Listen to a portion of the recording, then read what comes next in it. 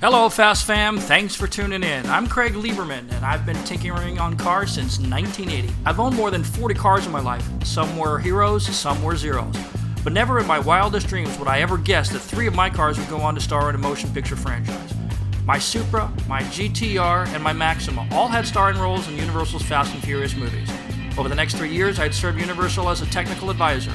I helped choose the cars, procure the parts, oversee their builds, and support both production and post-production. I've got some great stories to tell, and that's why I created this channel. I hope you like the video. This movie was written for me, at least it feels that way. It had everything I love: JDM cars, wide body kits, big turbos, drifting, and of course, hot Asian women. What's not to love, right? It was Universal's best attempt at paying homage to the tuner culture, in my opinion. Of course, I'm talking about the Fast and the Furious Tokyo Drift. Before I dig into our topic du jour, I need to talk about the backstory. After the success of the first 2 Fast and Furious movies, Universal realized that they were on to something. Universal decided that they wanted a sequel. There were some problems though. Director Rob Cohen had hitched his wagon to Vin Diesel and went off to make the movie Triple X. Fun fact about that movie was that Vin's Pontiac GTOs were built in the same picture car warehouse that we used for the first movie. But I digress. With Rob Cohen and Vin Diesel off working on the other movie, John Singleton was slotted to serve as director. Paul Walker decided to return for Too Fast, Too Furious. Too Fast, Too Furious was released in 2003, and this movie saw the return of tuner cars as an integral component, but it also started to introduce muscle cars into the franchise. This is all relevant. Stay with me. Despite a weak plot and lacking the star power of Vin Diesel, Too Fast, Too Furious fared only marginally better in movie ticket sales, coming in at $236 million on a budget of about $76 million. After Too Fast, Too Furious was released, Universal did tons of research to see what they could learn from the audience's input. It was clear that Universal needed to go in a different direction.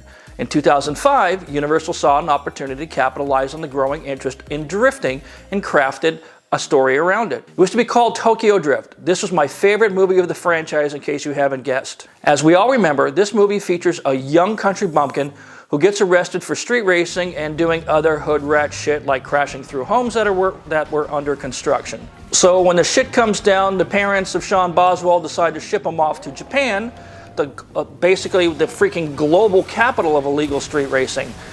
If you ask me, that's kind of like putting a pedophile in charge of a Boy Scout or a Girl Scout trip, if you catch my drift. The silly premise aside, Universal smartly decided to ratchet up the stunts to make this film more exciting. As in all films, there has to be a villain. The Drift King, played by Brian T., was a perfect fit.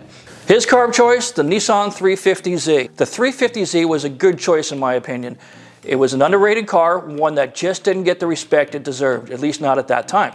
At the time, the Z seemed to have all the ingredients of a fine hero car. Given that a relationship with Valeside Japan had already been established in the first 2 movies, in no small part due to RJ De Vera's influence, it was only natural to enlist their help again. Given the aggressive stunts scheduled for this movie, we would need several 350Zs. In fact, there were 11. They all wore the same Valeside version 3 wide body kits and Valeside Andrew Evolution V wheels, 5 wheels.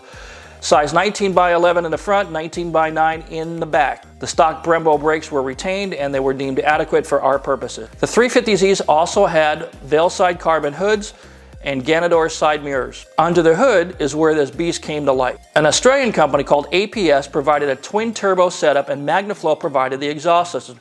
No coincidence given that I was the global marketing director for Magnaflow at the time. The car made 430 horsepower, although one source claimed it made as much as 475 horsepower.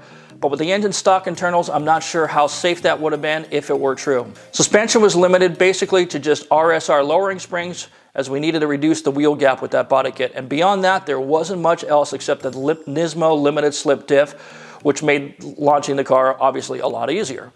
Not much was done inside the cockpit though. It's pretty much stock, save for a set of Sparco Evo L seats, harnesses, a Sparco steering wheel, and a custom roll cage, which was only in the Hero 1 car.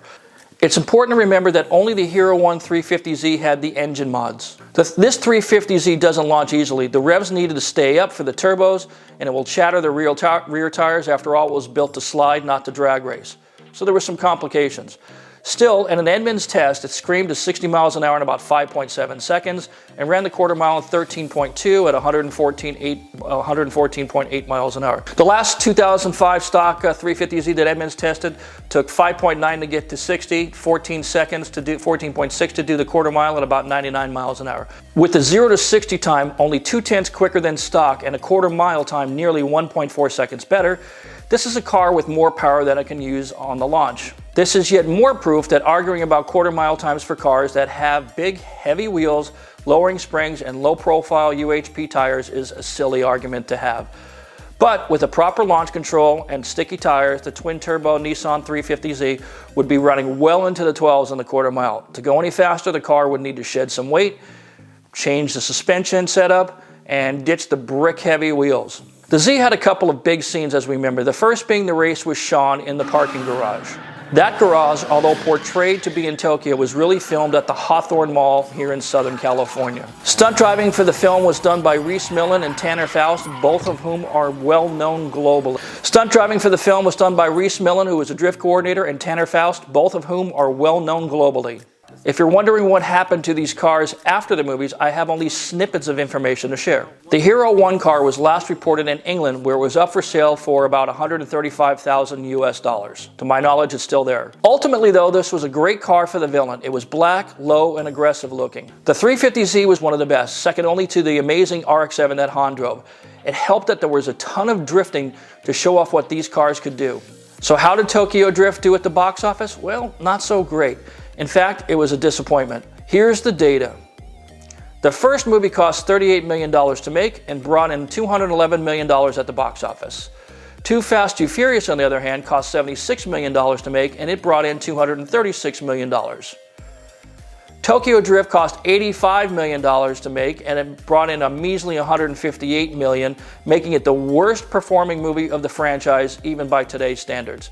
Unfortunately, Universal seems to have interpreted this to mean that audiences don't care about street racing as a central plot point. Of course, the movie might have made much less because neither Paul Walker nor Vin Diesel were in it. You have to factor that in, right? Paul Walker was not invited back to work on Tokyo Drift because the studio just thought he was too old to be drifting. Vin Diesel was actually written into Tokyo Drift in Sean Boswell's role, but Vin was busy doing Chronicles of Riddick, a franchise in which he had a much higher stake. But perhaps the concept of Vin trying to maintain continuity without any of the other family members in this movie just wasn't desirable to the studio, and so that didn't work out. Essentially, it seems to have come down to timing, other commitments, and the fact that Tokyo Drift's script had already gone through a rewrite, so delaying production any further was simply not in the studio's best interests. My theory is that street racing is only popular within a relatively tiny segment of the global population, and so moviegoers who prefer action films largely stayed away from this movie. Frankly, I don't see how Universal can ever go back to a street racing plot, given that Vin Diesel is 53 years old, so is Jason Statham, and Michelle Rodriguez is 42 as of this airing in 2020. However, there were a lot of positives about this movie. For starters, it gave Nissan further street cred in the USA, and as it turned out, it's not the only Nissan that got love in this movie. We'll be talking about some of the other Nissans in Tokyo Drift in coming videos, so stay tuned for that. It also introduced us to the Han character, who has become a fan favorite in later movies. It's another positive. Unfortunately, it was more or less the last time we saw highly modified tuner cars as the main focus of these movies. And yes, I'm well aware of other GTRs and similar tuner cars making brief appearances in other movies, but nothing matched their on-screen dominance in Tokyo Drift. Whether or not street racing will ever return as the central focus of a Fast and Furious movies is a mystery. We just don't know. I suspect at best we'll see little more than one scene with some tuner cars as a focus and perhaps a few others sprinkled into the background here and there, but I don't expect much else. They seem to have moved on. But as long as Universal is making $1 billion plus from every new Fast and Furious movie, it would be hard to convince them to deviate from their present course of action. That's all I have for this week, folks. Thank you so much for watching. I'd appreciate it if you could continue to share my videos, and please, please subscribe. We'll see you next time.